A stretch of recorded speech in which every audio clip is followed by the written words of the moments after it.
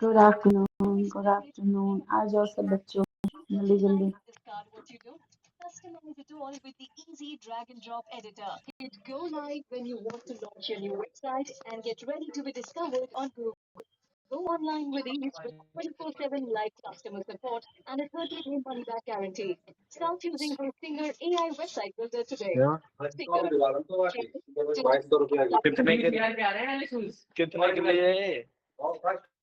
कितने के लिए यादव जी नौ बताओ तुम। भाई प्लीज म्यूट कर लो यार।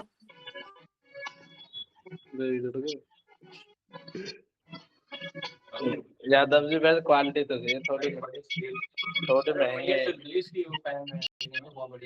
सही लग रहे हैं वैसे ज्यादा पहनने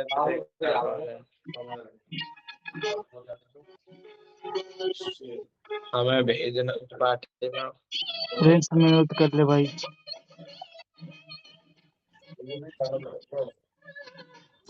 हाँ बेटा अपना माइक म्यूट कर लो प्रिंस। आपकी कोई मतलब अनावश्यक आवाजें आ रही हैं।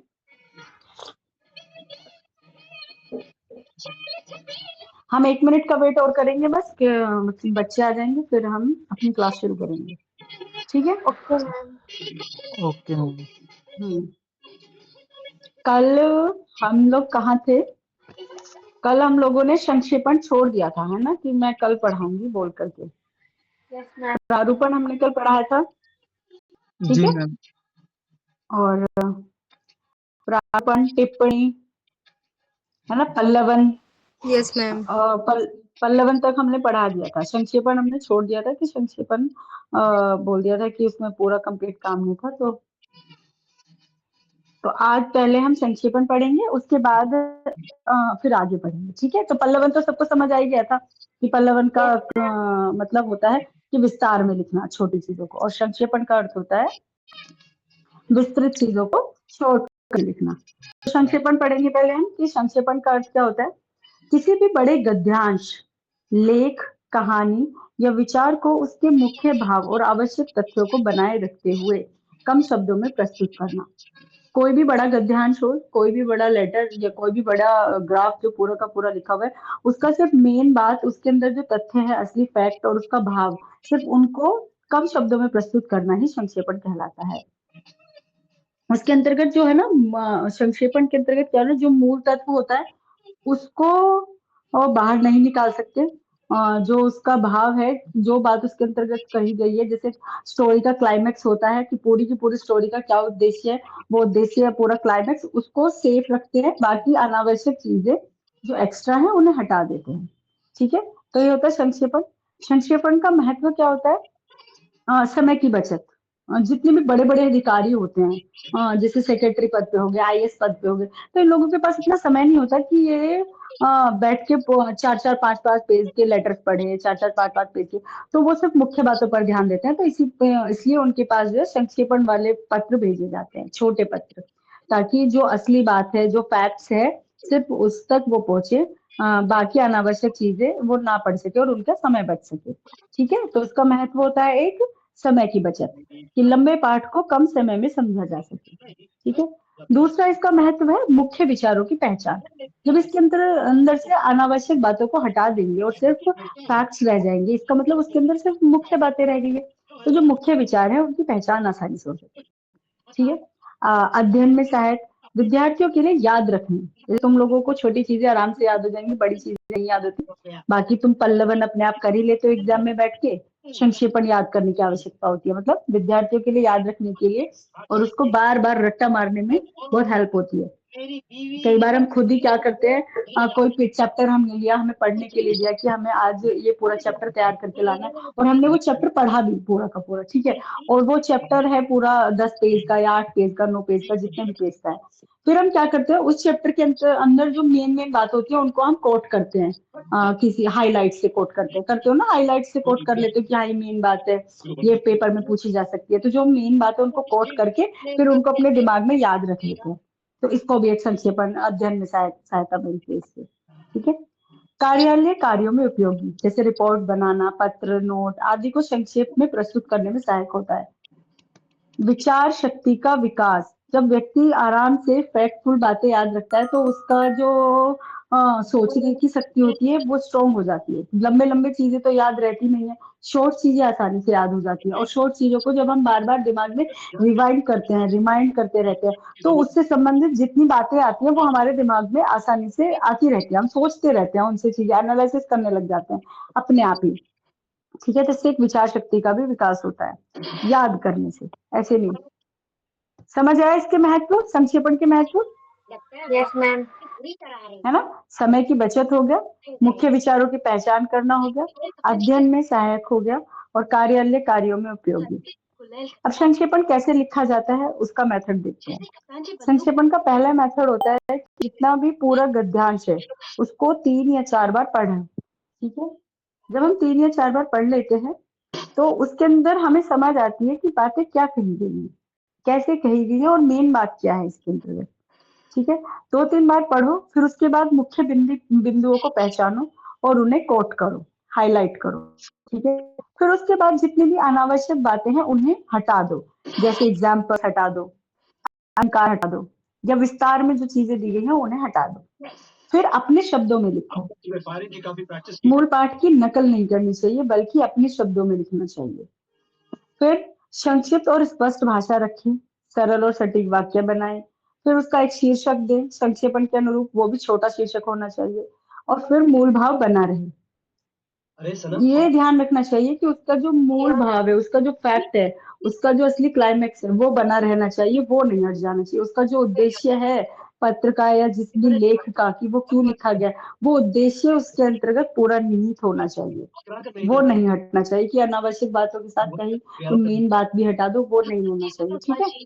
अब संक्षेपण की विशेषता मैंने तुम्हें कल भी बताई, हर जगह वही विशेषता लगेगी। और चूंकि ये संक्षेपण है तो इसकी विशेषता, सबसे पहली विशेषता तो यही आएगी कि संक्षिप्तता, छोटा होना, कम से कम शब्दों में अधिक बात, ऐसे बात। ठीक है। संपूर्णता, यानी कि अनावश्यक बात भी हट जाए लेकिन लेटर हटे भी ना, कि ऐसा ना हो कि ऐसा लगे कि हमने बहुत सारी चीजें खो दी हैं। मुख्य बिंदु उसके अंदर सारे शामिल होने चाहिए, उसके अंदर संपूर्णता भी होनी चाहिए। ठीक है। स्पष्टता, मौलिकता, क्रमबद्धता, यानी कि विचारों को सही क्रम से लिखा, जैसे लेटर लिखा गया, जिस तरीके से तुमने वो लेख पढ़ा है कि शुरू से लेकर के लास्ट तक एक भाव जो बना रहता है कि परिचय, फिर विषय, फिर लास्ट में निष्कर्ष, जो स्थिति दिखाई जाती है उसी तरीके से। ऐसा नहीं कि हमने कोई भी बिंदु कहीं से उठाया और कहीं पे भी टेक दिया, ऐसा नहीं कि हमने निष्कर्ष पहले लिख दिया और इंट्रोडक्शन सबसे लास्ट में लिख दिया, नहीं। भाव बनना चाहिए, क्रमबद्धता उसके अंतर्गत सही रहनी चाहिए, सटीकता होनी चाहिए, मूल अर्थ में बदलाव ना हो, निर्व्यक्तिकता होनी चाहिए कि जैसे हम उसको अपनी भाषा में लिख तो रहे हैं, अपने विचारों को व्यक्त तो कर रहे हैं अपने विचार, लेकिन हमारे व्यक्तिगत विचार नहीं होने चाहिए, खुद की कोई कमेंट नहीं होनी चाहिए इसमें। ठीक है। अब हम इसका एक एग्जाम्पल पढ़ेंगे। मैंने एग्जाम्पल बनाया है इसका, जैसे पहले हम एक, ज्यादा बड़ा नहीं है, छोटा छोटा सा ही बनाया, संक्षेपण और भी छोटा है। तो मूल गद्यांश किसे कहते हैं, देखो सॉरी, मूल गद्यांश देखेंगे, उसके पास हमने उसको संक्षेपण में कैसे बदला ये देखेंगे। तो मूल गद्यांश है, आज के युग में समय का अत्यधिक महत्व है। जो व्यक्ति समय का सही उपयोग करता है वही जीवन में सफल होता है। समय एक ऐसी अमूल्य संपत्ति है जिसे एक बार खो देने पर वापस नहीं पाया जा सकता है। इसीलिए हमें अपने प्रत्येक कार्य को समय के अनुसार कर लेना चाहिए। जो लोग समय को व्यर्थ और नष्ट करते हैं वे बाद में पछताते हैं। विद्यार्थी जीवन में तो समय का महत्व और भी बढ़ जाता है, क्योंकि इसी समय में भविष्य की नींव रखी जाती है। यदि विद्यार्थी समय का सदुपयोग करे तो वो अपने लक्ष्य को आसानी से प्राप्त कर सकते हैं। इसके विपरीत अगर आलस्य, टाल मटोल करने में वे असफल हो जाते हैं। अतः हमें समय का सम्मान नहीं, समय का सम्मान कर, इसीलिए हमें समय का सम्मान करना चाहिए और उसका सदुपयोग करना चाहिए। तो ये हुआ मूल गद्यांश। मूल गद्यांश का विषय कोई मुझे बताएगा कि इसके अंतर्गत विषय क्या, कोई भी बताओ, तुम्हें संक्षेपण करना है, इसको छोटा बनाना है, तो तुम इसका शीर्षक क्या दोगे? जो मैंने बात कही अभी, कहानी सी सुनाई एक छोटी सी, उसके अंतर्गत क्या बताया गया है? कोई इसका शीर्षक बनाओ अपने पास से, कोई भी इसका टाइटल बनाओ, कोई भी बच्चा। सनम, मुझे पता है तुझे क्या हो गया है।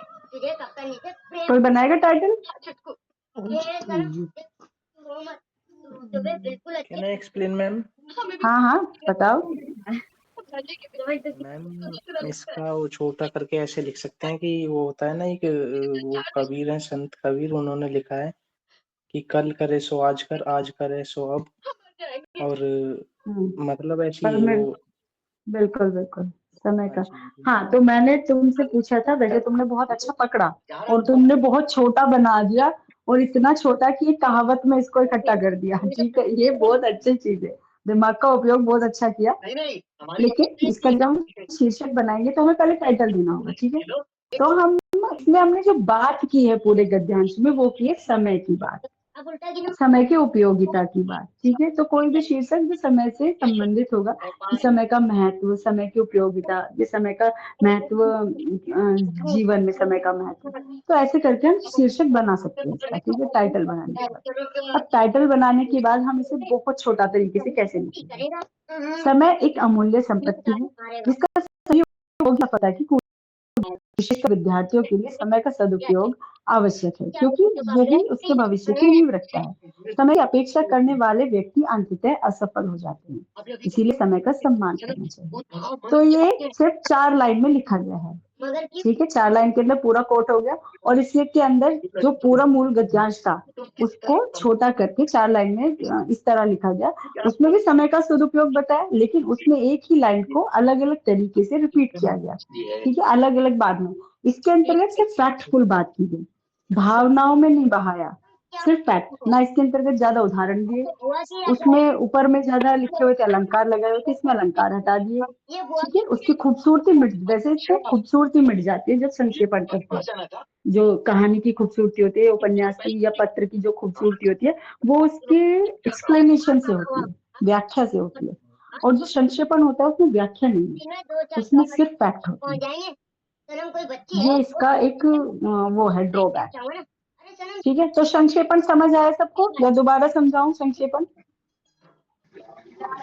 मैम एक बार और समझा दो। ठीक है, तो संक्षेपण का पहले हम अर्थ पढ़ेंगे कि किसी बड़े गद्यांश, लेख, कहानी या विचार को उसके मुख्य भाव और आवश्यक तथ्यों को बनाए रखते हुए उन्हें कम शब्दों में प्रस्तुत करना। मतलब किसी भी बड़े पत्र, लेख, कहानी को उसके फैक्ट और तथ्य को और मेन बात को उसके अंतर्गत रखते हुए बाकी अनावश्यक बातों को हटा देना से उसको बहुत छोटे तरीके से प्रस्तुत करना या लिखना को संक्षेपण कहते हैं, ठीक है। संक्षेपण का महत्व, जैसे समय की बचत, जब वो बड़ी चीज अगर 10 लाइन की चीज को 2 लाइन में लिख दोगे तो सिंपल सी बात है, हम जल्दी पढ़ लेंगे, जल्दी समझ लेंगे, तो समय की बचत हुई। मुख्य विचार की पहचान, क्योंकि उसके अंतर्गत सिर्फ फैक्ट्स आते हैं, तो जो उसके अंतर्गत बात कही गई है उसकी विचार जो है वो उनकी पहचान होती है। एक्सप्लेनेशन होता नहीं है उसमें, व्याख्या होती नहीं है। अध्ययन में सहायक, मतलब विद्यार्थियों को याद रखने में सहायता मिल जाती है।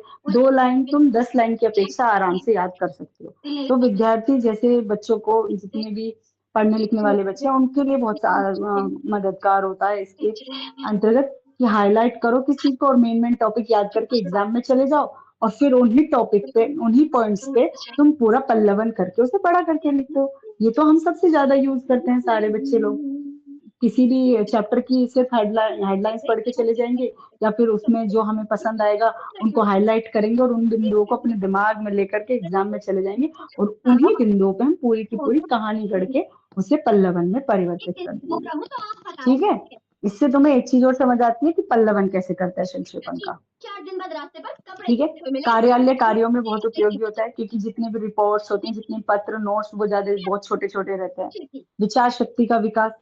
अब संक्षेपण कैसे लिखा जाता है वो देखते हैं। संक्षेपण लिखने के लिए पहले पूरे गद्यांश को 2-3 बार पढ़ो, उसको दिमाग में लो कि इसके अंतर्गत बात क्या कही गई है, उनके मुख्य बिंदुओं को पहचानो। फिर उसके अंतर्गत जो अनावश्यक बातें हैं, जो एक्सप्लेनेशन है, जो उदाहरण है, अलंकार है, उन सबको हटा दो, ठीक है। फिर उन्हें अपने शब्दों में लिखो। उसके बाद उन्हें छोटा और स्पष्ट भाषा में लिखो। शीर्षक दो, कोई टाइटल बनाओ, और उसके मूल भाव को बना रहे, ये ध्यान रखो।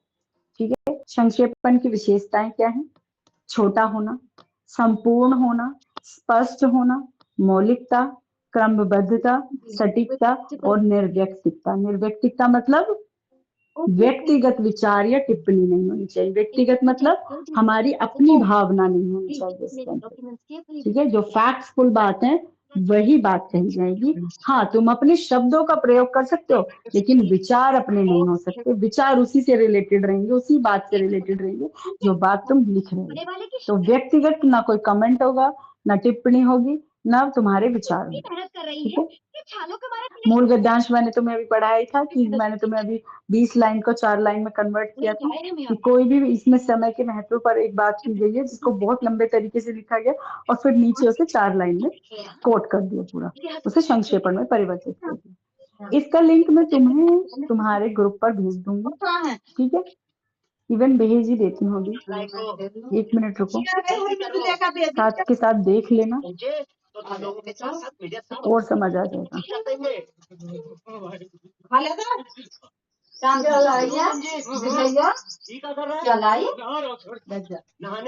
सिर्फ 1 मिनट का टाइम दो, आपके पास आपका लिंक आ जाएगा।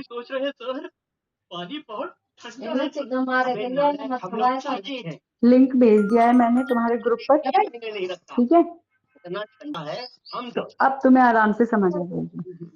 क्यों सर, आपकी उंगलियां टेढ़ी क्यों हो गई? जवान देख लिया सबने लिंक? मैम मैंने पुराना कल वाला खोल रखा था। Yes ma'am. पहले वाला लिंक मैंने अभी भेजा है, बिल्कुल रिसेंट। Okay ma'am. पकड़ दी गई सर। नहीं मैम, मैं पुराने वाला खोल के रख रखा था। हाँ, ये क्या चक्कर है? अच्छा, हमें यहाँ कोई बात नहीं। चाय तक गर्म नहीं मिलती और इसे नहाने के लिए गर्म पानी मिल रहा है। ठीक है। तो प्रारूपण लिखना बता दिया है। ठीक है। उसके बाद क्या बताया था कल? प्रारूपण के बाद टिप्पणी बताई थी। जी। ठीक है। टिप्पणी का अर्थ, उसके प्रकार, उसका महत्व और उसका तरीका, वो सब बता दिया है। फिर तुम्हें संक्षेपण भी समझा दिया है, पल्लवन भी समझा दिया गया था कल कि पल्लवन संक्षेपण का अर्थ होता है छोटा लिखना और पल्लवन का अर्थ होता है उसे विस्तार में लिखना। ठीक है। इतना समझ आ गया सबको? पल्लवन तक क्लियर हुआ सब? मुझे तो लगता है तेरे पीछे को यस मैम। Yes ma'am. सारे काम कर रही है। चलो यहाँ ट्रेनिंग करने आए, ठीक है। भूत प्रेतों की पड़ी है। तो अब हम आएंगे प्रतिवेदन पर। भूतनी है, अगर फिर भूतों की बात की ना, मैं तुम्हारा कोर्ट मार्शल करवा दूंगा। Good morning sir. क्या हालत बना रखी है? सुबह सुबह शराब। प्रतिवेदन मतलब रिपोर्ट राइटिंग। ये तो रात में पी थी, उसका असर है। सुसरी अभी तक उतरी ही नहीं। तब तक आज रात तुम इसके साथ रहो और नजर रखो, देखो कि ये शराब न पीने पाए। वाह भैया वाह, हम पर पहरा लगाए कि खुद गटागट पिए। तो प्रतिवेदन का अर्थ होता है कि किसी भी घटना, कार्य, योजना या स्थिति का तथ्य के आधार पर व्यवस्थित विवरण प्रस्तुत करना। अब तुम लोग पूरा वो खोल लो जो कल खोला हुआ था लिंक, उसको खोल के उसमें प्रतिवेदन पे आ जाओ। ठीक है। खोल रखा है? जी मैम, मैंने खोल रखा है। ओके। प्रतिवेदन मतलब किसी भी घटना या कोई किया गया कार्य या फिर कोई प्लानिंग हो गई, ठीक है, या कोई स्थिति, ठीक है, उसके जो तथ्य हैं उनके आधार पर प्रस्तुत विवरण प्रस्तुत करना प्रतिवेदन हो गया। समझ लो कहीं कोई एक्सीडेंट हुआ है, ठीक है, या कहीं कोई मर्डर हो गया, ठीक है, तो ये एक घटना हो गई। अब पुलिस को उसका इन्वेस्टिगेशन करने के लिए चली, ठीक है। अब इन्वेस्टिगेशन करने के बाद उसको जो जो चीजें पाई गई, अब उसको उसकी एक फैक्ट के साथ जो उसे प्रूफ मिले, जो भी चीज वहाँ गवाह टोटल करके जितनी भी चीजें, अब उसको रिपोर्ट देना है, ठीक है, रिपोर्ट करना है। अब ये पूरे फैक्ट्स को उसके आधार पर जो विवरण प्रस्तुत किया जाता है, जो रिपोर्ट दी जाती है, उसको बोलते हैं प्रतिवेदन। समझ आया? जी मैम। ठीक है। बहुत सिंपल सी बात है, बहुत सिंपल सी, कि कोई भी घटना जो सच्ची हो, जो सत्य हो, एकदम मतलब घटी जा चुकी है घटना, जो कार्य जो हो चुका है, जो प्लानिंग जो बन रही है, प्लानिंग की गई है। मान लो कॉलेज में प्लानिंग के ऊपर से ऑर्डर आए हैं कि एग्जाम होने हैं और अपने कॉलेज का बताओ कि तुम्हारे कॉलेज में क्या क्या व्यवस्था है या क्या क्या प्लानिंग है। और प्रिंसिपल मैम ने अपनी मीटिंग बिठाई पूरी, और मीटिंग में प्लान किया गया कि हमारे यहाँ इतने बच्चों की सीटें हैं, हमें इस तरह से एग्जाम बनाए जा सकते हैं, ठीक है, पूरा प्लान कर लिया। और उसके बाद उन्होंने वो रिपोर्ट किया, फिर उसके जितने भी फैक्ट्स हैं पूरे तथ्यों के साथ रिपोर्ट को भेज दिया ऊपर के डिपार्टमेंट्स में, यूनिवर्सिटी में या फिर उच्च शिक्षा विभाग में, ठीक है। तो जो भी घटना कार्य या कोई प्लानिंग हो गई, उसकी जो रिपोर्ट बनाई जाती है, उस रिपोर्ट को ही तुम प्रतिवेदन कह सकते हो। प्रतिवेदन का मतलब ही है रिपोर्ट लिखना, रिपोर्ट देना, ठीक है, रिपोर्ट राइटिंग, उसमें इंग्लिश में भी दिया है, ऊपर कोट किया हुआ है।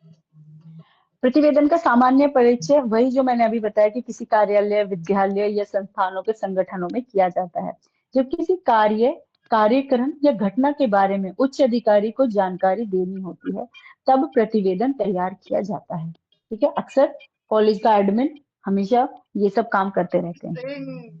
प्रतिवेदन की आवश्यकता क्यों पड़ती है? कि किसी भी घटना की जानकारी देने के लिए, कोई कार्य कितना प्रगति पर है, कितना प्रोग्रेस कर रहा है, ये बताने के लिए, कोई निर्णय लेना है, उसके लिए रिपोर्ट मांगी जाती है। अलग अलग अब उच्च शिक्षा अधिकारी को एक निर्णय लेना है कि रिजल्ट कब निकाला जाए, या फिर कब निकाले, रिजल्ट डेट निकालने के लिए एक निर्णय लेना है उनके पैनल को। तो वो कैसे निर्णय लेंगे?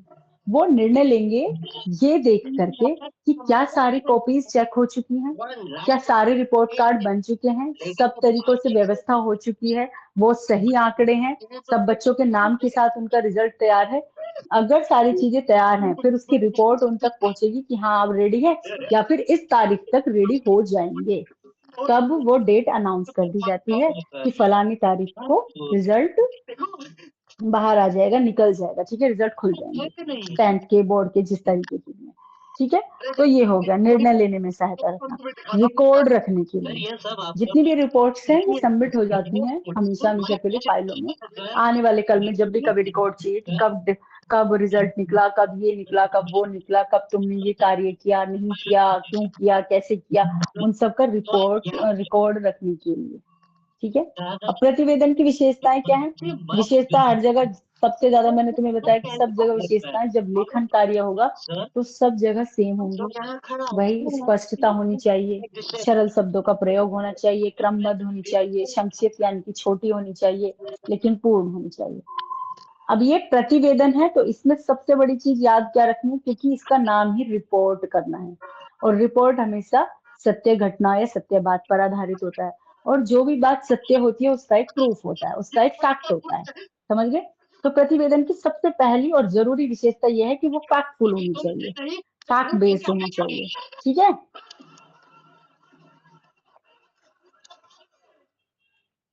समझ आया प्रतिवेदन की विशेषताएं? Yes ma'am. Yes ma'am. Okay, तो अब प्रतिवेदन लिखने का मेथड देखिए, पद्धति क्या होती है कि कैसे। सबसे पहले शीर्षक बनाया जाता है, फिर इंट्रोडक्शन दिया जाता है, फिर मुख्य बात जो घटना या कार्य है उसका एक संक्षिप्त परिचय दिया जाता है, ठीक है। उसमें क्या हुआ, कब हुआ, कैसे हुआ, किसने किया, ये। फिर लास्ट में निष्कर्ष, जो रिजल्ट आए हैं उनको, और फिर उससे भी अंत में सुझाव दिया जाता है, ठीक है, कि क्या इसमें सुधार किए जा सकते हैं या कैसे, इसके बाद क्या हम और कुछ नया कर सकते हैं या क्यों करना चाहिए, या हम ये वाली तारीख भी दे सकते हैं या वो भी कर सकते हैं। उसके बाद सुझाव दिए जाते हैं अगर जरूरत पड़ी तो, नहीं तो निष्कर्ष पे खत्म हो जाता है, ठीक है। समझ आई मेथड क्या है लिखने का? अगर किसी को बोलना है कि मैम हमको मेथड समझ नहीं आ रहा है, हमको विशेषता समझ नहीं आ रही है, हमको इसके महत्व समझ नहीं आ रहे हैं, कुछ समझ नहीं आ रहा है, तो मुझे तुरंत बता देना, ठीक है, मैं बढ़ा दूंगी, दोबारा से उस चीज को समझा दूंगी। प्रतिवेदन का एक उदाहरण प्रतिवेदन का उदाहरण भी दिया गया है इसके अंतर्गत। विद्यालयों में वार्षिक खेलकूद प्रतियोगिता का प्रतिवेदन, ठीक है, उसका शीर्षक है, टाइटल है कि विद्यालय में जो एनुअल स्पोर्ट कंपटीशन होते हैं उसकी एक रिपोर्ट दी गई है। जैसे हमारे विद्यालय में दिनांक 15 फरवरी 2026 को वार्षिक खेलकूद प्रतियोगिता का आयोजन किया गया।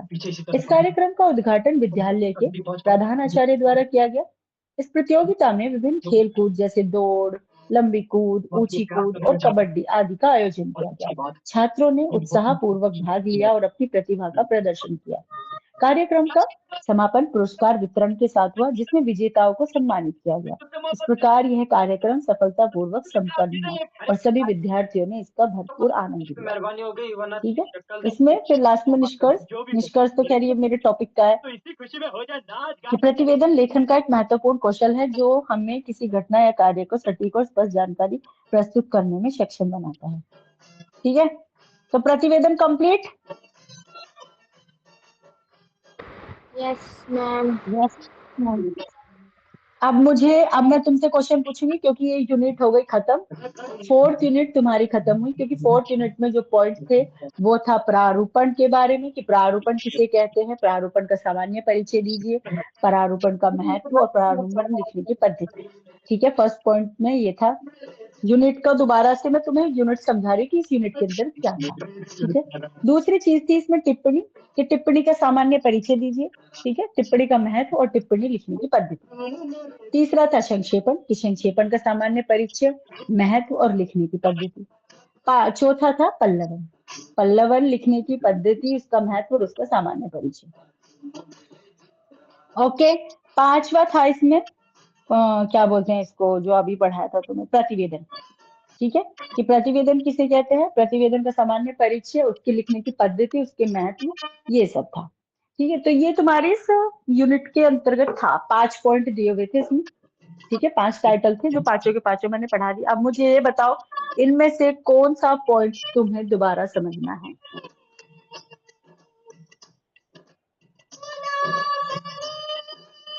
सबको क्लियर है ये? अगर क्लियर है तो मैं फिर क्वेश्चन पूछूंगी आज, क्योंकि यूनिट कंप्लीट हो गई और मैंने यूनिट कंप्लीट करने के बाद 1-2 क्वेश्चन पूछूंगी फिर मैं। नहीं तो फिर मैं दोबारा अभी रिमाइंड करा दूंगी, क्योंकि आज मैंने ये यूनिट डन की है तो आज मैं सिर्फ इसी यूनिट को कंप्लीट करूंगी। 5वीं यूनिट में कल पढ़ाऊंगी।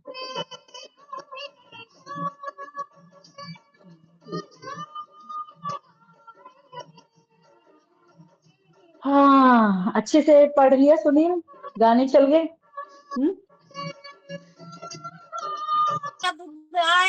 मैम ये गाने किसने चला रखे हैं, डिस्टरबेंस हो रहा है। मैं वही बोल रही हूँ बेटा। सुनील ज्यादा पढ़ लिया क्या? एकदम फ्री होके बैठ गए गाने वाले चला के? ये सुनील ने चलाए थे गाने। मैम हाँ बताओ बेटा। मैम कुछ बच्चे इसमें पटने पटाने की बात कर रहे हैं। पिटने पिटाने की बात करें बेटा, ऐसी कोई आवाज तो मुझे आ नहीं रही, पीठ पीछे तुम्हारी बात हो रही है तो उसका पता नहीं।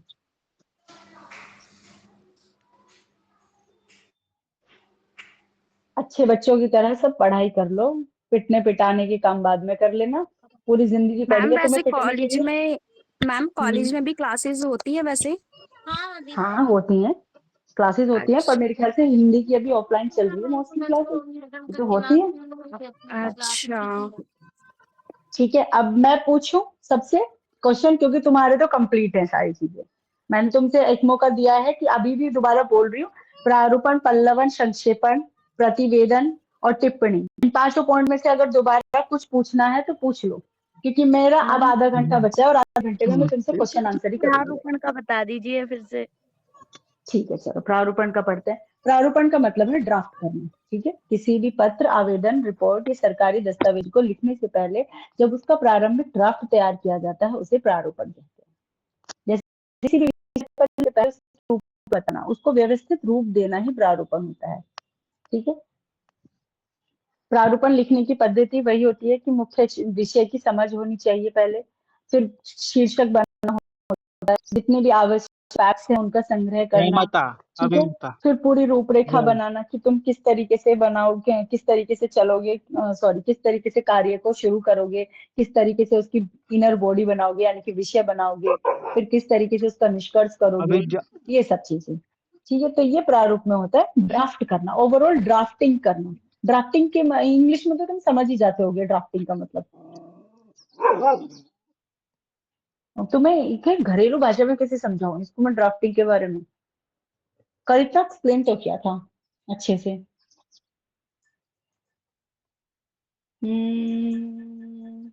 तुम में से किसी बच्चे को सिलाई वगैरह करी है कभी लड़कियों ने? Yes ma'am. ठीक है, तो जब तुम सिलाई करते हो, ठीक है, तुम्हें जब सिलाई सिलाई वगैरह करते हैं हम, ठीक है, तो जब हम सिलाई को हम कपड़े पे करते हैं ना, तो कपड़े पे करने से पहले, कपड़े पे कटिंग करने से पहले, जब हम किसी कागज पे या किसी ऐसे हार्ड सी मटेरियल होता है जो कागज या पेपर कटिंग की पेपर की तरह होता है, ठीक है, तो उस पर हम उसका पूरा ड्राफ्ट बनाते हैं उसकी नाप डाल के छोटे तरीके से, ठीक है, जो भी है सीखने के लिए, मैं सीखने के टाइम पे बोल रही हूँ, तो सीखने के लिए हम पहले पेपर पे स्टार्ट करते हैं, ठीक है, न्यूज़पेपर पे मैम। न्यूज़पेपर पे, है ना, उसी को ड्राफ्टिंग कहते हैं, उसी को ड्राफ्टिंग कहते हैं कि हमने पहले एक प्रारूप बनाया, अब हम उसको असली पे उस पे करेंगे, क्या बोलते हैं, कपड़े पे, फिर हम कपड़े वाले मटेरियल पे करेंगे और उस पे कपड़े पे करने के बाद उसमें सिलाई भी लगाएंगे और उसको एकदम संपूर्णता देंगे। जब हम पेपर पे बनाते हैं तो उसको एक संपूर्णता नहीं होती, उस पे हम कटिंग वटिंग करके बस सीख लेते हैं, ठीक है, लेकिन जब हम उस पे बनाते हैं कपड़े पर, तब कपड़े पर उसको प्रॉपरली नाप देकर बिल्कुल सही मेजरमेंट सही तरीके से बना करके उसकी कटिंग करके और उसकी सिलाई करके उसको एक संपूर्ण रूप, जो भी ड्रेस बनानी है, सलवार कमीज पैंट कुर्ता जो भी, फिर उसको एक रूप दे देते हैं, ठीक है। तो जो पेपर पे कटिंग होती है उसको बोलते हैं प्रारूप। और जो मटेरियल पे बनी हुई सलवार कमीज जो भी कपड़ा होता है तैयार कपड़ा, उसको क्या बोलते हैं तुम? उसको बोलते हैं संपूर्ण कार्य। तो प्रारूपण और संपूर्ण कार्य में बस इतना ही अंतर है, ठीक है, कि वो ड्राफ्टिंग जो होती है उसको प्रारूपण कहते हैं, और संपूर्ण कार्य जो पूरी तरह करा हुआ, उसके अंतर्गत सारी बातें लिखी गई हो, अंदर उसके अंदर जो भावनाएं हैं वो दी गई हो, ठीक है, भाव जो है वो बताया गया हो, उसे कहते हैं तुम्हारा संपूर्ण कार्य, संपूर्ण लेख, या खाली लेख भी बोल सकते हो। जैसे कल फिर मैंने तुम्हें एग्जाम वो दिया था, मैं एक एग्जाम्पल दिया था कि जो सब्जी बनाने से पहले हम उसकी कटिंग वटिंग करके रख लेते हैं, इतने अनुपात पे ये सामान गिरेगा, उतने अनुपात पे ये सामान गिरेगा, और फिर हम अपनी मम्मी से पूछ रहे हो कि मम्मी क्या सब्जी ऐसे बनेगी ना इन इन सामानों को डालने से, और फिर मम्मी बोल देगी हाँ बेटा ये डलेगा, ठीक मैम है। सब्जी पहले धोनी पड़ती है। अरे बेटा जो भी है, पहले अपनी मम्मी से तो पूछ लो सीखने से पहले कि मम्मी कौन सी सब्जी लूं। मम्मी तुम्हारी ऑर्डर देगी आलू टमाटर बनेंगे आज, ठीक है, फिर आलू टमाटर तुम निकालोगे, धोओगे, काटोगे, फिर अपनी मम्मी से पूछोगे कौन कौन से मसाले, तो मम्मी अप्रूवल देती जाएगी मतलब और तुम मटर भी बनाते गिरनी है। जाओगे। हाँ हाँ ठीक है, तुम पूरा पुलाव भी तैयार कर लेना, चावल भी गिर लेना उसके अंदर।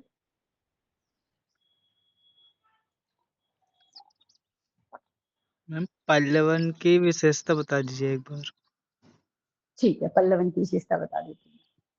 पल्लवन का मतलब बताओ पहले मुझे, पल्लवन किसे कहते हैं? पल्लवन की विशेष जो भी लेखन में महत्वपूर्ण विधा है एक होती है, किसी भी छोटे विचार को बेटा उसे पकड़ना, हाँ उसके अंदर के गहरे विचारों को पकड़ना। ठीक है, पल्लवन का अर्थ होता है किसी भी संक्षिप्त कथन या सूक्ति कहावत या कोई छोटा सा विचार, उसको विस्तार में एक्सप्लेन करके समझाना और एक्सप्लेन करके लिखना, ठीक है, उसको बोलते हैं पल्लवन, बड़ा करके लिखना, जी ठीक है। पल्लवन का क्या पूछा था तुमने, विशेषता पूछी थी ना पल्लवन की? जी मैम। मैं विशेषता तुम्हें अब दोबारा एक चीज बताऊंगी कि विशेषता लगभग जितने भी लेख हैं उनकी समान होगी, बस जो भी तुम्हें मान लो किसी भी पल्लवन की हो गई, संक्षेपण की हो गई, ठीक है, या प्रतिवेदन की हो गई, तुम्हें जो पहली विशेषता लिखनी है उसमें जो उसकी मूल बात है, बस बाकी सारी विशेषताएं सेम रहेंगी, जैसे चार पांच विशेषताएं लिखनी होती हैं।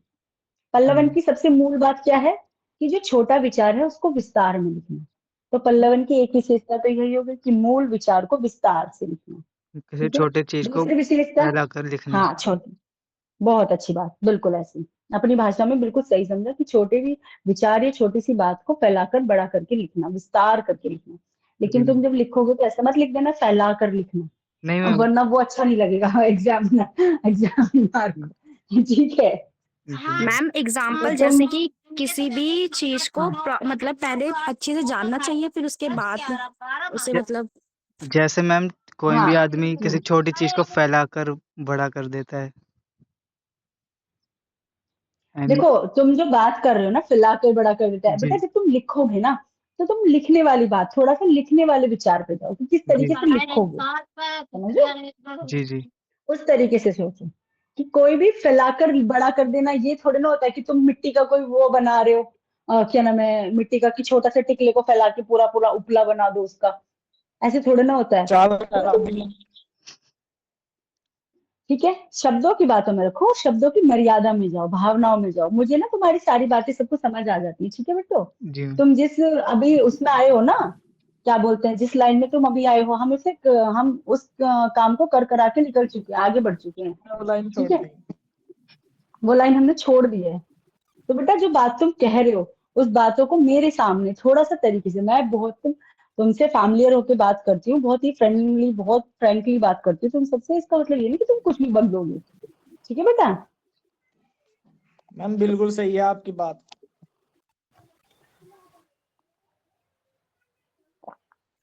तो पल्लवन की विशेषता हुई कि मूल विचार को विस्तार से लिखना, ठीक है? उसमें और बाकी जो विशेषता बताई थी कि 4-5 विशेषता, वो लगभग सभी में सेम आएंगी, जैसे भाषा सरल और प्रभावी होनी चाहिए, उदाहरण का प्रयोग किया जा, इसके अंदर उदाहरण का प्रयोग किया जा सकता है, संक्षेपण में नहीं। संक्षेपण में छोटा करना होता है, इसीलिए उदाहरणों को हटा दिया जाता है। इसके अंतर्गत उदाहरणों का प्रयोग किया जा सकता है ताकि वो और भी बड़े हो जाए, ठीक है? विचार को क्रमबद्ध तरीके से लिखाना, मूल भाव हमेशा उसमें होना चाहिए, वो हटना नहीं चाहिए, ठीक है? और भाषा सरल हो, सटीक हो, प्रभावी हो, एक रूपता हो, तथ्यात्मकता हो, बाकी कोई भी विशेषता तुम उसमें लिख सकते हो, ठीक है? तो पल्लवन की विशेषता हो गई, ठीक है?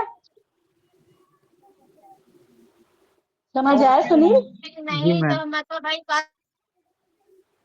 ओके बच्चों, जब क्लास चल रही हो ना, थोड़ा सा अच्छे से तरीके से, है ना, थोड़ा लगना चाहिए कि तुम बच्चे अब बड़े हो गए, छोटे बच्चे नहीं हो तुम, 10th और 12th के, कि अभी अभी तुम लोग नए नए बच्चे हुए हो, अंडे से निकले हो सारे के सारे चूजे। अब तुम बड़े हो चुके हो, अब तुम अंडे से निकले हुए चूजे नहीं हो कोई भी, अब तुम हलाल होने के लिए मुर्गे बन चुके हो, समझ रहे हो? हाँ जी मैम बिल्कुल। तो अपनी अपनी जो उम्र है उसका भी एक वो रखा करो, हाँ, क्या कहते हैं उसको, लिहाज। लिहाज लिहाज। Very good.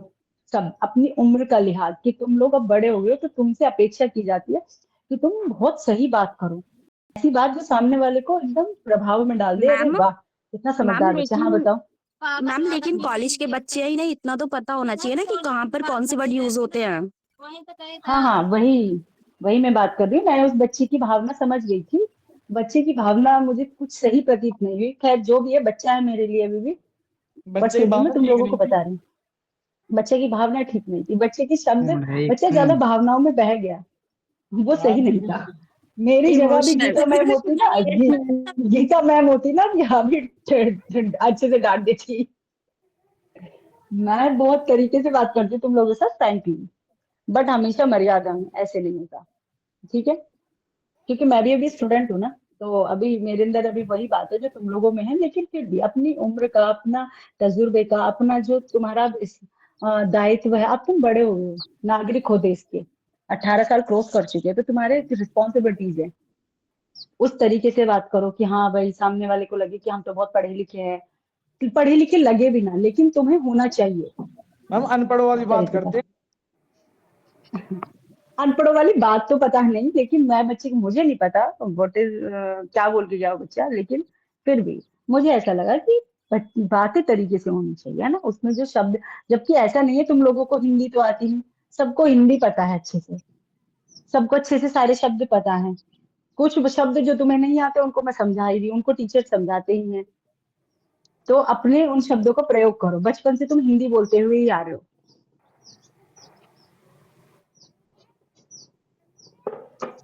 एनीवेज, और अब मैं क्वेश्चन आंसर करूंगी, क्योंकि एक बच्चे ने पूछा, उसको बता दिया गया पल्लवन की विशेषता है। अब बताओ, किसी को कुछ और पूछना है? 20 मिनट्स रह गए, अब मैं क्वेश्चन आंसर करूंगी और तुम लोग आंसर दोगे मेरा, और मैं ज्यादा मुश्किल क्वेश्चन नहीं करूंगी, पर मुझे इतना जानना है कि तुम्हारे दिमाग में घुस गया नहीं घुस गया, ठीक है? दिमाग में सेट होना चाहिए बस ये। अच्छा मुझे बताओ, प्रारूपण का अर्थ कौन बताएगा? प्रारूपण की कोई भी परिभाषा बताओ।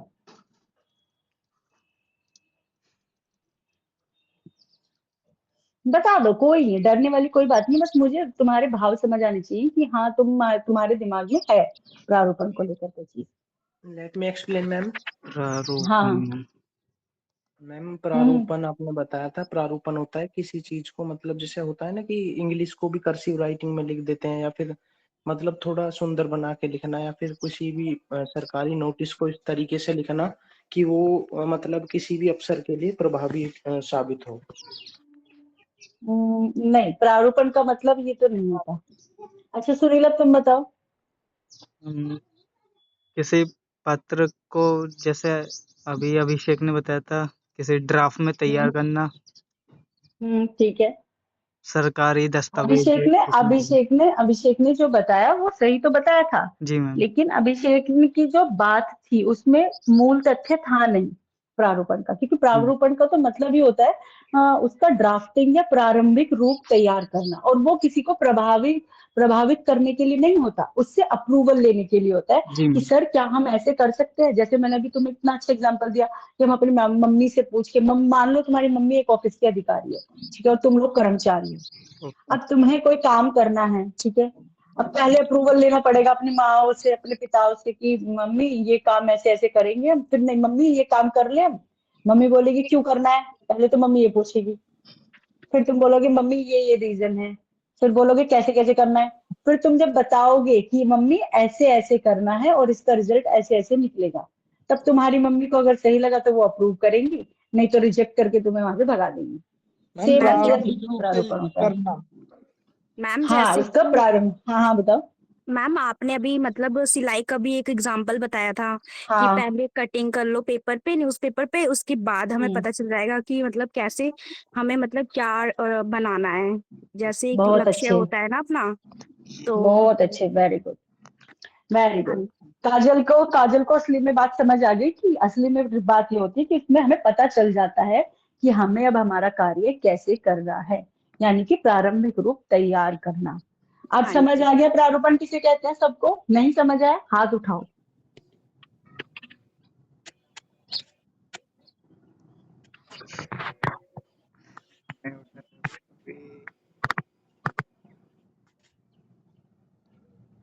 चलो, सभी बच्चे काजल के लिए ताली बजाओ, क्योंकि उसने उसका एग्जैक्ट आंसर दिया है जो सही में आंसर होना चाहिए।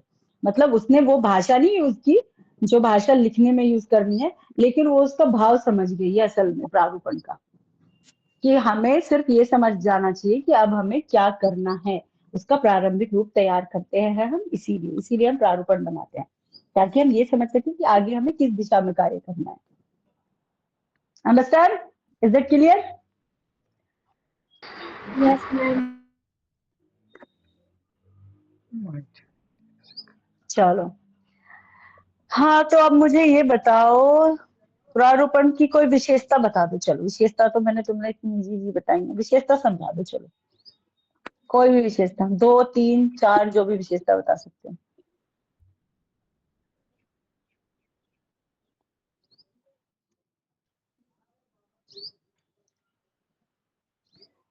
कौन बताएगा विशेषता?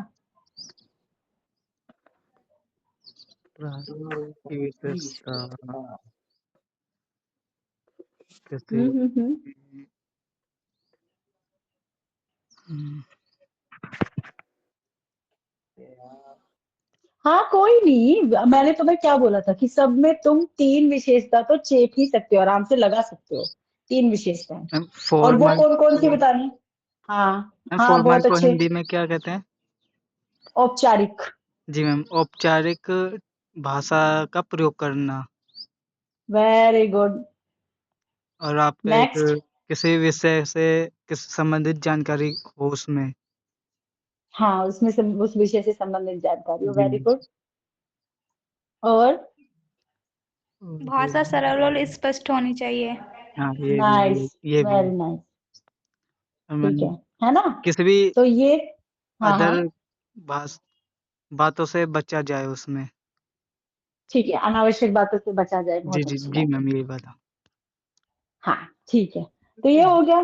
ठीक है, प्रारूपण की विशेषताएं हो गई कि भाषा सिंपल सी होनी चाहिए, विषय से संबंधित होनी चाहिए, और ये विशेषताएं तुम सबके अंदर लगा सकते हो। बस याद रहे, जो तुम एक प्रमुख विशेषता जो सबसे अलग हटके बनती है वो ये बनाई जाती है हर विषय से संबंधित, जो चाहे वो कुछ भी पूछा जा रहा है कि संक्षेपण की विशेषता पूछी जा रही है तो तुम्हें क्या लिखना है उसमें सबसे पहले, कि वो संक्षिप्त होना चाहिए। ठीक है, पल्लवन की विशेषता लिखी जा रही है तो सबसे पहले क्या लिखोगे, कि वो उसको विस्तार में लिखा जाना चाहिए। ठीक है, प्रतिवेदन का अगर लिखा जा रहा है तो उसमें क्या लिखोगे, कि उसमें तथ्यों का होना अनिवार्य है, क्योंकि वो फैक्ट्स के बेस पर होती है पूरी की पूरी, वो रिपोर्ट होती है किसी घटना है उस पर जो तथ्य होते हैं उन पर आधारित। ठीक है, और जैसे पल्लवन की विशेषता हुई, पल्लवन सॉरी प्रारूपण का विशेषता हुआ, तो प्रारूपण में, क्योंकि प्रारूपण की कोई स्पेशल ऐसे नहीं है, इसमें लिख सकते हो कि एक मसौदा तैयार करना, ये लिख सकते हो। हालांकि ये मसौदा तैयार करना उसकी एक परिभाषा हो गई, तो इसमें कुछ खास स्पेशल नहीं है, उसमें सब में वही है, 4-5 लाइनें जो अभी तुमने बोली है। ठीक है, प्रारूपण कंप्लीट हो गया। जी मैम। Yes ma'am. बाकी लिंक में पढ़ लेना। ठीक है, अब हम पूछेंगे क्वेश्चन, किस चीज से पूछेंगे, टिप्पणी से। टिप्पणी के बारे में बताओ, अपनी भाषा में बताना। बस सही शब्दों का प्रयोग करना, शब्द अच्छे होने चाहिए, चाहे कुछ भी हो, समझ आने चाहिए। भाव तुम्हारी नीयत, ऐसा लगे मुझे कि तुम जो नियति से बता रहे हो ना वो नियत अच्छी होनी चाहिए बस। ठीक है, तो बताओ टिप्पणी किसे कहते हैं, या कुछ भी बोलो।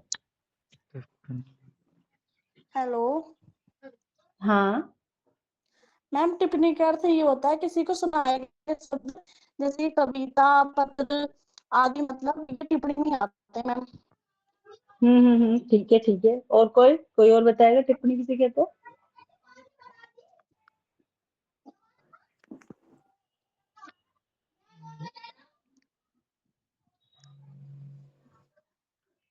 और कौन टिप्पणी जैसे बताएगा टिप्पणी। किसी भी हम्म सरकारी अधिकारी जो होता है उसका पर्सनल असिस्टेंट, वो उससे सलाह हम्म लेता है, निर्णय लेता है किसी हम्म सहायता के लिए, हम्म ठीक है। किसी भी कार्यवाही को दिशा में ले जाने के लिए। ठीक है, और कौन बताएगा टिप्पणी का अर्थ। किसी विषय पर निर्णय लेने में सहायता के लिए जो लिखी जाती है उसे टिप्पणी कहते हैं। ओके, तो पूरा इसमें निर्णय लिख के। और कौन बताएगा, मुझे कोई ऐसा आंसर दे दो टिप्पणी का जो मुझे ऐसा लगे कि तुम्हें वाकई समझ में आ गया टिप्पणी का कॉन्सेप्ट, कि टिप्पणी किसे कहते हैं। चाहे तुम अपनी भाषा में बोलो, जैसे मैंने बोला नियति साफ सुथरी होनी चाहिए, बाकी तुम कोई भी ठीक से यूज कर सकते हो शब्दों का। चाहे तुम घर का कोई एग्जाम्पल दो, अपने अड़ोस पड़ोस का कोई एग्जाम्पल दो, या अपने ही ग्रुप का कोई एग्जाम्पल दो, ऐसा कोई एग्जाम्पल दे दो कि मुझे लगे कि हाँ वाकई तुम्हारे कॉन्सेप्ट दिमाग में आ गया टिप्पणी का। मैम टिप्पणी का मतलब होता है कि अपने किसी भी विषय पर अपनी खुद की राय देना। ठीक है, वेरी गुड। खुशबू बोलो। मैम, जब आप किसी चीज के बारे में कुछ कहते या लिखते हैं, अच्छा या बुरा, उसे टिप्पणी कहते हैं। नाइस, बहुत अच्छा, कॉन्सेप्ट क्लियर हुआ। अभिषेक, अभिषेक बोलो टिप्पणी किसे कहते हैं। टिप्पणी अपने विचारों को व्यक्त करना किसी चीज के लिए। बहुत अच्छे, कॉन्सेप्ट क्लियर। तो टिप्पणी का कुल मिला के मतलब यही होता है, राय देना, सुझाव देना, या अपने विचार अभिव्यक्त करना किसी भी पत्र, लेखन, पत्राचार, किसी भी प्रकार की कोई भी बात। ठीक है, मान लो अभिषेक, मान लो मोदी जी ने जैसे नोटबंदी की थी, ठीक है, तो बहुत अलग अलग तरीके से राय आई, बहुत अलग तरीके से सुझाव आए, बहुत अलग लोगों ने कुछ कहा, किसी ने नेगेटिव बात कही, किसी ने पॉजिटिव बात कही उस परिप्रेक्ष्य में, तो वो सभी एक तरह की टिप्पणी हुई। ये हुआ एक रियल और एक बहुत सिंपल सा एग्जाम्पल। ठीक है, कॉन्सेप्चुअल, इसमें कॉन्सेप्ट क्लियर होना चाहिए, है ना, समझ है ना। जैसे कोई भी सरकार ने कुछ भी चीज जारी कर दी, लागू कर दिया, अब वो हमें सही लगता है तो हम सही राय देंगे कि हाँ भाई बहुत अच्छा कार्य किया, और इसके अंतर्गत ये बातें हैं ये, और अगर अगर वो ऐसे करते तो और भी अच्छा होता। सुझाव भी दिया हमने, राय भी दी कि उन्होंने नोटबंदी तो कर दी, लेकिन उन्होंने इस समय कर दी है नोटबंदी, तो शायद इससे ये गलत प्रयोग हो सकता है कि शादी का सीजन है, लोगों के पास कैश नहीं होगा, ये नहीं होगा, वो नहीं होगा, फिर कहेंगे कि हाँ भ्रष्टाचार को खत्म करने के लिए जरूरी भी था, काला धन भी खत्म किया, तो हमने इस पे अपनी सबने राय दी। तो ये हो गई एक तरह की टिप्पणी। समझ आया टिप्पणी। Yes ma'am. मैंने ना तुम्हें परिभाषाएं पढ़ा दी है, और परिभाषा तुम्हारे लिंक में लिखी भी है, तो मैं अब जो तुम्हें बताऊंगी या तुमसे जो सुनना चाहूंगी वो मैं परिभाषा बेस नहीं सुनना चाहूंगी, मुझे पता है तुम सबके पास लिंक है और तुम सबने खोल रखा होगा। मैं बस कॉन्सेप्ट सुनना चाहती हूँ, और कॉन्सेप्ट जो एग्जाम्पल वाले टाइप का हो और बहुत ऐसा लगे कि हाँ तुम्हारे दिमाग में आ गया वो। ठीक है, कॉन्सेप्ट जैसे अभी 2-3 बच्चों ने दिया, बहुत अच्छा कॉन्सेप्ट दिया, मुझे अच्छा लगा। खुशबू ने भी अच्छा दिया था, अभिषेक ने भी दिया था, सुनील ने भी अच्छी बात कही थी। हालांकि सुनील ने पढ़ के कही थी ज्यादातर बातें, मुझे पता है, लेकिन फिर भी उसको समझ आया। तो हो गया कौन से टिप्पणी खत्म। अब हम क्या पढ़ेंगे अगला। ठीक है, बाकी तुम टिप्पणी का महत्व, उसकी विशेषता, उसकी जितनी भी चीजें हैं वो सब इसमें से देख लेना, उनको याद कर लेना एक बार दिमाग से।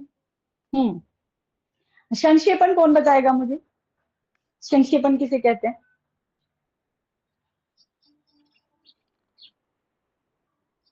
जितनी भी थी हम्म। मैंने पढ़ी थी वो कहते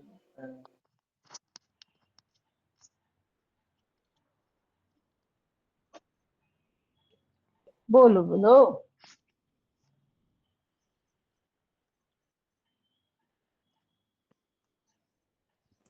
हम्म। संक्षेपण, संक्षिप्त में लिखना। संक्षेपण का कोई एग्जाम्पल दो, कोई भी, कुछ भी दे दो। हेलो हाँ मैम। हाँ बेटा बोलो। संक्षेपण का मतलब में भी मतलब जैसे किसी चीज के लिए एक्यूरेट कोई विचार व्यक्त करना जैसा। Perfect perfect perfect. नेक्स्ट। मतलब जो संक्षेपण का हाँ हाँ हाँ। सीधा बोलो बोलो। शब्दों नहीं में मैम, हम्म आप जैसे कोई कहना बात होती है लेकिन उसमें ऐसे नहीं है कि बना के लिखी जाए, जो बात मतलब एक्चुअल में है वो ही मतलब व्यक्त करनी, वो शायद होता है मुझे लगा। ना, वेरी मैम नाइस अभिषेक, वेरी नाइस। हाँ अभिषेक, हाँ खुशबू बोलो बेटा। मैम जब कोई व्यक्ति बिना झूठ बोले साफ और सच्चाई बात करता है तो उसे परफेक्ट संक्षेपण संक्षेपण। ठीक है, आगे। आगे एक बच्चा बोलने वाला था, वो रुक गया अभी। मैम किसी भी बोलो। बात को छोटा और साफ तरीके से कहना, जैसे राम रोज सुबह जल्दी उठता है। ठीक है ठीक है ठीक है, परफेक्ट फैक्टफुल बात एकदम सही है। मैम किसी आगे की भी प्रस्तुत कला रखना उसको बोलते हैं। क्या क्या क्या बेटा, बोलना दोबारा, समझ नहीं आया एक बार। मैम किसी भी चीज को प्रस्तुत जो कला रखते हैं उसको बोलते हैं। Okay okay. और कौन बताना चाहेगा, एक बच्चा बता रहा था, वो रुक गया, क्या नाम था उसका, मेरे को, मैंने देख नहीं पाई उसको। था तो सही, कोई अभी कोई लड़की थी। हेलो मैम, मैं उन्नति। हाँ हाँ, उन्नति शर्मा, उन्नति शर्मा बोलने वाली थी, बोलो उन्नति। मैम संक्षेपण का अर्थ होता है जैसे कि किसी सरल भाषा में, सरल शब्दों में किसी बात को प्रस्तुत करना संक्षेपण कहलाता है। ओके ठीक है, समझ गए ना सब संक्षेपण। संक्षेपण का मतलब होता है किसी भी विस्तृत बात को, किसी भी बहुत बड़ी बात को, उसे बहुत कम शब्दों में लिखना, या कम बात, कम, सॉरी, इस तरह लिखना कि उसके तथ्य तो बने रहें, उसकी मुख्य बात उसमें बनी रहे, लेकिन वो बहुत छोटा हो, ताकि समय बच मैम सके। हाँ हाँ हाँ, बोलो वंशाली। मैम टिप्पणी सबसे कम शब्दों में इसको लिखना हम्म। संक्षेपण। संक्षेपण को, ओके ठीक है, संक्षेपण का मतलब ये संक्षिप्त, छोटा करके लिखना। ठीक है, कि किसी भी बड़ी बात को, उसके मुख्य बात को रखते हुए, मुख्य बिंदु को रखते हुए, विस्तृत बात को छोटे तरीके से लिखना। मुझे बहुत अच्छी लगी आज की क्लास, कि तुम सब बच्चों ने पूरे इंटरेस्ट के साथ इस पूरी क्लास में अच्छे से पढ़ा है, सबने समझा है, चाहे तुमने कैसे भी बोला, लेकिन तुम सबके समझ आ गए, इतना मुझे पता है, कॉन्सेप्ट तुम्हारी क्लियर है। तुम लोग बस अपना अपना सबका खुद का ब्रेन यूज कर रहे हो, खुद के ब्रेन से ही आंसर दे रहे हो। मुझे बहुत सही लगा तुम्हारी बात, वेल डन बच्चों। थैंक अब यू पल्लवन। मैम। अब पल्लवन कौन बताएगा कि पल्लवन किसे कहते हैं। मैम पल्लवन मैं बताना चाहूंगा। हाँ हाँ बोलो, सबको मौका मैम है, किसका मन करे बोलो, जब तक बताना है सबको, बताओ मैम पल्लवन। पल्लवन बहुत आपने बढ़ा चढ़ा के बोलो। पहले भी मैम क्लियरली बताया था कि पल्लवन मतलब पल्लवन का रोजमर्रा की लाइफ में यानी कि डेली लाइफ में हम इस्तेमाल करते हैं। किसी छोटी बात हम्म को बड़ा करके लिख देते हैं, लेकिन उसके मतलब जो वो होते हैं उनके साथ छेड़छाड़ नहीं करते कुछ भी। जैसे न्यूज़पेपर बिल्कुल। वगैरह होते हैं, वो न्यूज़पेपर वाले किसी भी बात को बड़ा करके लिख देते हैं, लेकिन बात वही हाँ रहती है। बात वही रहती है बिल्कुल। और तुमने कल एग्जाम्पल भी दिया था अच्छा कि राई को पहाड़ बना देना ही पल्लवन है। छोटी बात को बड़ा करके लिखना, उसमें मुख्य बात रहनी चाहिए, मुख्य भाव रहनी चाहिए, मर्यादित शब्द होनी चाहिए, ठीक है, कंट्रोवर्शियल नहीं होना चाहिए ज्यादा। ऐसी तरीके से लिखा जाए कि उसके अंदर अंदर बात तो वही रहे सब चीजें, लेकिन उसमें उदाहरण ज्यादा हो, अलंकार ज्यादा हो, और वो बात फिर छोटे से बड़ी हो जाए, ठीक है। राई की पहाड़ बना देना मुझे सबसे अच्छा एग्जाम्पल लगा, राई का पहाड़ बना देना एकदम सटीक बैठता है इस पे पल्लवन पे। तुम लिख भी सकते हो, तुम्हें आंसर के नंबर भी मिल जाएंगे, सच बता रही इसमें कि किसी भी बात का राई का पहाड़ बना देना को पल्लवन कहते हैं। एग्जामिनर भी खुश हो जाएगा चेक करते हुए। हाँ, तो पल्लवन क्लियर, और कौन बताएगा? अभिषेक ने तो बताया, बहुत अच्छा बताया।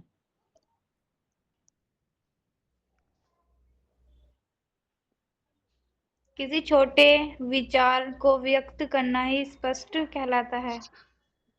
ठीक है, किसी छोटी बात को विस्तार से स्पष्ट करना पल्लवन कहलाता है। ठीक है, ठीक है, ओके।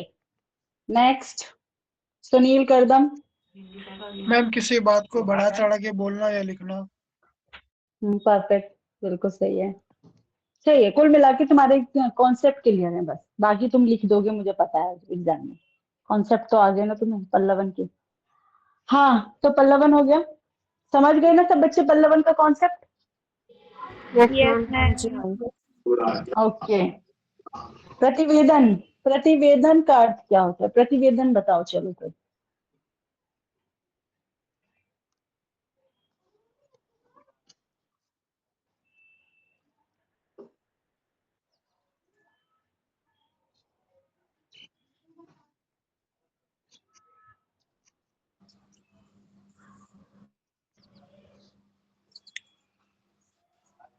हेलो हाँ बोलो बेटा संजना। मैम जैसे कि किसी भी विचारों को प्रकट करना, वह भी पल्लवन कहलाता है। अच्छा, हाँ पल्लवन, ठीक है। किसी भी घटना, काम या विषय को पूरी जानकारी को लिखित रूप में प्रस्तुत करना। परफेक्ट, परफेक्ट एकदम ठीक है। कोई और बताओ प्रतिवेदन किसे कहते हैं? कोई एक ऐसा मजेदार एग्जांपल सा दो कि लगे कि तुम्हारे कॉन्सेप्ट क्लियर हो गए। सुनील ने बात अच्छी कही, एकदम बिल्कुल पारिभाषिक शब्दावली परिभाषा के यूज करा प्रॉपरली, जो एग्जाम में लिखना है उसने बिल्कुल सही बोला। पर कोई भी मुझे प्रतिवेदन ऐसे बताओ कि ऐसा लगे कि तुम्हारे कॉन्सेप्ट क्लियर है एकदम, कि हाँ समझ आ गया तुम्हें प्रतिवेदन सच में किसे कहते हैं, कैसे यूज करते हैं प्रतिवेदन को, अगर हम नॉर्मल लाइफ में भी होता है प्रतिवेदन। जैसे भी हमारे आसपास कुछ भी हुआ है, उसकी एक रिपोर्ट तैयार करना। परफेक्ट, ये भी बहुत अच्छा एग्जांपल है सच में, कि हमारे आसपास कोई घटना हुई है और हम उसका एकदम तथ्य या उसके फैक्ट डाल के एक रिपोर्ट तैयार करते हैं, उसको प्रतिवेदन कहते हैं। बहुत अच्छा सुनील। और बोलो, क्या नाम है? अंतिमा बोल रही थी, बोलो अंतिमा।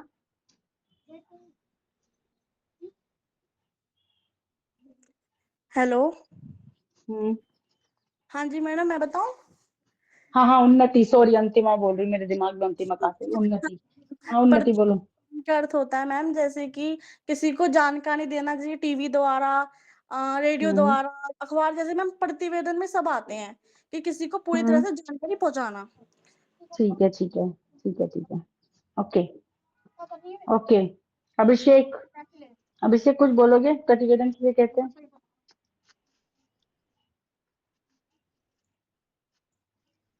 अभिषेक गया क्लास छोड़ के क्या? नहीं मैम, मैम ये वाला कॉन्सेप्ट मेरा थोड़ा मिस हो गया था, मैं लेट आया था उस दिन क्लास में। कोई बात नहीं, कोई बात नहीं, ये उस दिन करिए, ये आज ही पढ़ाया मैंने प्रतिवेदन। कोई नहीं, मैं दोबारा पढ़ा दूंगी प्रतिवेदन का मतलब। चलो, वैसे सुनील ने बताया, सुनील ने बहुत अच्छा आंसर दिया था। हाँ फरीन बोलिए, पहले फरीन का सुनते हैं फिर बात। हाँ फरीन बताओ। किसी को रिपोर्ट करना है, किसी तरह की छोटी मोटी जानकारी देना। ठीक है, बहुत अच्छा, ये भी एक तरह का सही एग्जाम्पल। ठीक है, प्रतिवेदन का अब मैं एग्जाम्पल देती हूँ एक सिंपल सा, और जो तुम्हें अच्छे से रिलेट भी कर सकते हो। मैंने पहले भी दिया था, दोबारा बताती हूँ। मान लो कोई मर्डर हो गया है, ठीक है, या कोई भी अपराध कहीं हो गया है आपस में कहीं पे। पहले हम अपराध का देंगे, क्योंकि बच्चों को क्रिमिनल केसेस बहुत अच्छे से समझ आते हैं, समझ लो, मुझे पता है, ठीक है। तो मान लो कहीं पे कोई क्राइम हो गया है, ठीक है, क्राइम के लिए मैम सबसे बेटा पहले किसको फोन करेंगे? पुलिस को, ठीक है। अब पुलिस वहां क्या करेगी? तफ्तीश करेगी, इन्वेस्टिगेशन करेगी। इन्वेस्टिगेशन करने के बाद वो क्या करेगी? वो एक रिपोर्ट बनाएगी, ठीक है। उस रिपोर्ट में कोई फालतू बात तो हो नहीं सकती। उस रिपोर्ट में वहां घटना जो घटी है, उस घटना से संबंधित सारे तथ्य होंगे, सारे फैक्ट होंगे, प्रूफ होंगे, ठीक है। उस प्रूफ के आधार पर जो वो रिपोर्ट बनाएगी, उस रिपोर्ट को ही प्रतिवेदन कहते हैं, चल समझे? अब मैं एक और एग्जांपल दूंगी, जो कॉलेज, तुम्हारे कॉलेज से रिलेटेड दूंगी। मान लो तुम्हारे जो विद्यालय है, जो प्रिंसिपल है, उनको कुछ क्या बोलते हैं, उनसे बोला गया कि जैसे मैंने बताया कि उच्च उच्च अधिकारियों से या उच्च शिक्षा विभाग से एक वो आया कि हमें फलाने तारीख को एग्जाम कराने हैं, कंडक्ट कराने कॉलेज के, ठीक है। और अब हमें बताओ कि तुम्हारे कॉलेज की व्यवस्थाएं कैसी है, ये रिपोर्ट बना के दो। इसको बोलते हैं प्लानिंग रिपोर्ट। अभी जो मैंने बताई थी उसे बोलते थे घटना रिपोर्ट, किसी घटना की रिपोर्ट। अब प्लानिंग रिपोर्ट जैसे योजना के लिए, तो तुम्हें तुम्हारे प्लान्स क्या होंगे, किस तरीके से तुम एग्जाम कराओगे, कितनी सीटें तुम्हारे यहाँ अवेलेबल हैं, कितने टीचर्स अवेलेबल हैं उस समय, क्या व्यवस्था रहेगी बच्चों के लिए, ठीक है। तो अब तुम्हारी प्रिंसिपल पूरी मीटिंग कंडक्ट करेगी, पूरे स्टाफ की, उन्हें बुलाएगी, स्टाफ के हर मेंबर्स को, और बैठा के पूछेगी कि कितने बच्चों की हमारे यहाँ सीटें हैं, हम कितने बच्चों को एग्जाम तरीके से करा सकते हैं, सही व्यवस्था क्या है, कॉपी पेन कितना, फलाना ढिंगाना, जितनी भी आवश्यक सामग्री है उसे किस तरह से उपलब्ध कराना है या मांगना है ऊपर से, उसकी रिपोर्ट तैयार करो। अब वो उन्होंने प्लानिंग की रिपोर्ट तैयार करी और वो रिपोर्ट उन्होंने उच्च शिक्षा में भेज दी, उच्च शिक्षा अधिकारी को, ठीक है। तो जो उन्होंने उसको प्लानिंग करके एक रिपोर्ट बनाई कि हमारे यहाँ इतनी सीटें हैं, हम इतने विद्यार्थियों को बैठा सकते हैं, हम इतने विद्यार्थियों को यहाँ बुला सकते हैं कि भीड़ इकट्ठी नहीं हो सकती, हम इतने विद्यार्थियों को सुचारू रूप से शिक्षा करा, सॉरी एग्जाम करा सकते हैं, चीटिंग नहीं होगी, ये नहीं होगा, फलाना, जितने भी उनके क्वेरीज है उनको कंप्लीट करके एक रिपोर्ट तैयार करी, ठीक है। तो उसको बोलते हैं प्रतिवेदन। Is that clear? प्रतिवेदन। Yes ma'am. Yes ma'am. Yes ma'am. Okay, तो आज की क्लास यहीं खत्म करें। यस मैम, प्रतिवेदन क्लियर हो गया। ओके, तो तुम्हारा 4th यूनिट कंप्लीट हुआ। कल हम 5th यूनिट पे बात करेंगे, ठीक है। अब तुम्हारे सारे कॉन्सेप्ट क्लियर है। मैं पहले एक बार और बोल रही तुम लोगों को, तुम्हारा मैं पढ़ा तो रही हूँ, लेकिन तुम लोग अपने एक बार एग्जाम सॉरी ये सिलेबस देखो, और सिलेबस में जो भी पॉइंट तुम्हारे क्लियर ना हो उसे मुझसे दोबारा पूछ लो कि मैम ये हमारा क्लियर नहीं हुआ, हमें पढ़ा दो, हमें एक बार समझा दो, ठीक है। Yes ma'am. ओके, ठीक है, मैम चलो एग्जाम बाय। फॉर्म कब से भरे मैम जाएंगे? एग्जाम कब से है? मतलब एग्जाम मुझे पता नहीं है, एग्जाम फॉर्म का तुम एक बार कॉलेज में जाओ कभी, तो पूरे कॉलेजों में जाके पता करो, तुम तो स्टूडेंट्स तो कॉलेज जाते रहा करो, देखो जा जाके। मैम क्लास नहीं हो रही हमारी। कोई भी क्लास नहीं हो रही? No ma'am. नहीं, ये मैं कॉन्सेप्ट पूछ के क्लियर होती। बताऊं नहीं। तो तुम लोग ग्रुप में तो होगे ना, तुम अपने टीचर से पूछो, प्रोफेसर से पूछो। मैम रिप्लाई नहीं आ रहा। अच्छा, रिप्लाई नहीं आ रहा? नहीं मैम। चलो मैं देखती हूँ क्या कर सकती हूँ, मैं बताती हूँ तुम लोगों को, ढूंढान की कोई रिपोर्ट। ओके, बाय बच्चों। Bye ma'am. Bye ma'am. Thank you. आज ओके, आज की क्लास बहुत अच्छी रही। मुझे 1 मिनट, रुको रुको रुको बच्चों, attendance, wait a minute. Ma'am इसलिए तो आए हैं आधे से ज्यादा। हाँ। हाँ, नहीं अभी तो 3 बच्चे चले गए हैं, 24 बच्चे थे। आज क्लास अच्छी ली है बच्चों ने, मुझे बहुत अच्छा लगा, सबके दिमाग में अच्छे से फिट बैठ गई चीजें। मैम मैंने तो आज ही ली है क्लास। आज ही ली है क्लास, बहुत हाँ अच्छा जी काम किया। मैम। मैम कुछ तो ले बच्चे लिया करो अटेंडेंस के क्लास। लिए आए हैं बस। नहीं अच्छी है, आज की क्लास बहुत अच्छी रही, मुझे बहुत अच्छा लगा। तुम लोगों को कॉन्सेप्ट क्लियर हुए, तुम्हारे दिमाग में चीजें फिट हो रही है, और तुम लोग पूछते भी हो, मुझे बहुत अच्छा लगा। 2 वीक क्लास है, ऑनलाइन होते हुए भी। चलो, ओके बाय बच्चों। Bye ma'am. Bye. We will see you tomorrow, ma'am. Please take okay care. Okay okay, thank you.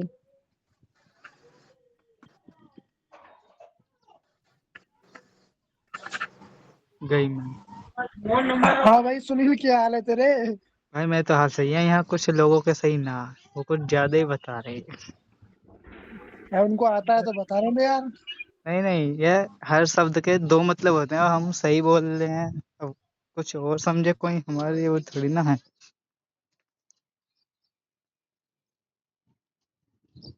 PUT put भी होता है, PUT पोट भी होता है, और WHAT वोट भी होता है, और वाट भी होता है। क्यों सुनील भाई? हाँ भाई ठीक, सही बात है यार। भाग गया सुनते ही बेइज्जती हो रही है।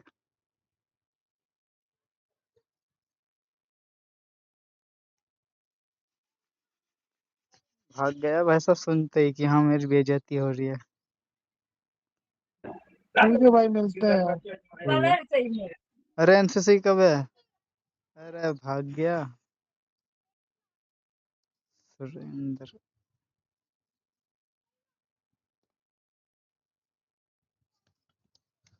कहते हैं खुदा ने से हमें सभी के लिए किसी न किसी को है। ओ, माइक ऑन है।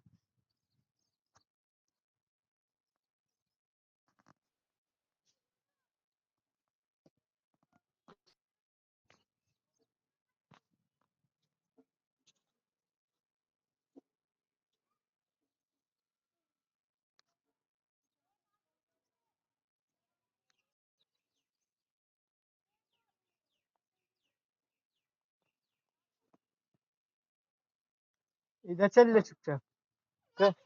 तो इधर क्या कर रहा हूँ? हाँ चल चलिए। उनके यहाँ खेल रहा तो खड़ा होके वो उधर को जा रहा धीरे धीरे कॉलोनी में जा रहा।